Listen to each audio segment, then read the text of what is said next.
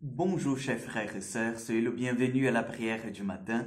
C'est avec beaucoup de joie que nous commençons notre journée. Nous demandons l'action de l'Esprit Saint dans nos vies. Je vous invite aussi, chers frères et sœurs, à nous unir dans la prière pour la situation de la guerre en Russie, en Ukraine. Donc nous allons prier pour tous ceux qui souffrent en fait à cause de cette guerre, de ce conflit. Je vous invite vraiment à prier à la Vierge Marie, qu'elle puisse intercéder dans ce combat pour que la paix du Seigneur, la paix de Jésus ressuscité s'établisse dans ces deux pays. Au nom du Père, du Fils et du Saint-Esprit, je vous salue Marie, pleine de grâce, le Seigneur est avec vous. Vous êtes bénie entre toutes les femmes, et Jésus, le fruit de vos entrailles, est béni. Sainte Marie, Mère de Dieu, priez pour nous pauvres pécheurs, maintenant et à l'heure de notre mort. Amen. Notre-Dame de la Salette, priez pour nous.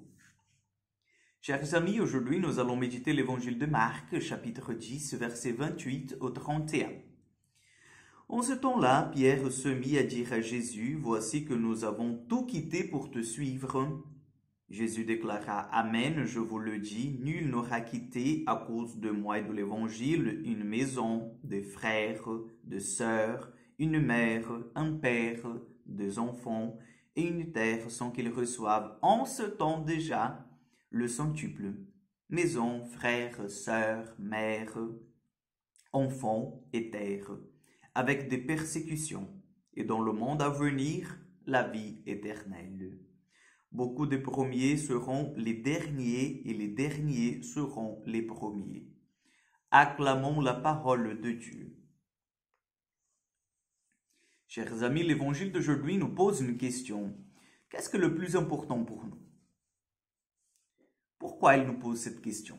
Parce qu'en fait, nous sommes toujours en train de conquérir des choses. L'homme, je dis dans la totalité, l'homme, la femme, nous sommes des conquérants, nous battons pour avoir notre espace, nous nous battons pour notre famille, nous nous battons pour notre vie. Vous voyez, donc, dès qu'on est, on se prépare déjà pour la mort, si on peut dire, parce que les cellules, elles se régénèrent, mais il y a des cellules qui meurent. Et donc, nous voyons en fait que nous sommes dans ce parcours de combattants, nous sommes dans une lutte constante. Mais la question aujourd'hui que le Seigneur nous pose, c'est pourquoi nous combattons? Quel est le but final en fait de notre combat? Et lui-même nous donne la réponse, la vie éternelle. La vie éternelle. Parce que nous savons bien que les disciples du Christ, depuis en fait la naissance de l'Église jusqu'à aujourd'hui, en fait, les chrétiens, ils doivent s'habituer en fait à ne pas marcher conforme les lois de ce monde.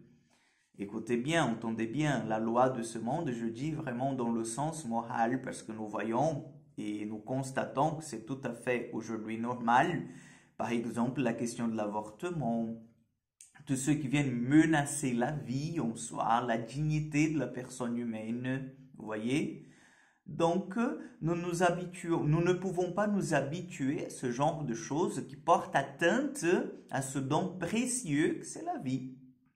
Et c'est dans ce sens-là, en fait, aujourd'hui, que le Seigneur, il vient nous dire que nous sommes invités à ne pas aller dans ce courant-là, mais au contraire, d'aller contre le courant. Comme si on était des poissons qui nageaient contre le courant.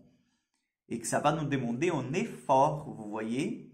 Et c'est un effort où peut-être nous allons perdre.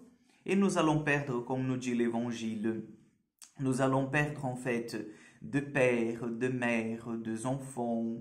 Nous allons perdre aussi de frères, de sœurs, de amis, vous voyez. Et peut-être vous en faites l'expérience déjà chez vous, dans votre famille. Ceux qui ne veulent pas vous entendre parler de Dieu, par exemple.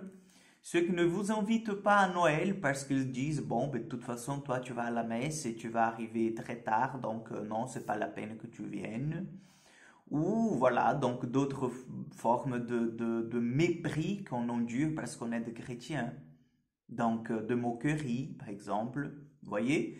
Donc, dans ce sens-là, le Seigneur, il nous dit, ne vous inquiétez pas. Si vous perdez en fait ce genre d'amour, si on peut dire, de présence auprès de vous, parce que vous aurez tout cela, le centuple même, avec persécution, et en plus, vous aurez la vie éternelle. Donc, ce matin, le Seigneur nous invite à nous battre pour la vie éternelle, pour ne pas vivre une vie tout simplement, en fait, dans le confort ici-bas et risquer notre vie éternelle, mais de endurer le combat ici-bas, de donner le témoignage du Christ ressuscité et de garantir, d'assurer, en fait, notre vie auprès du Christ.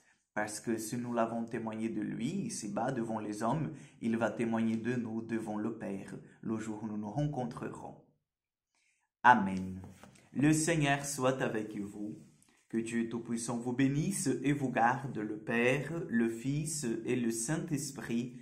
Amen. Je vous souhaite une excellente journée, chers frères et sœurs. Que Dieu vous accompagne et à demain pour encore une prière du matin.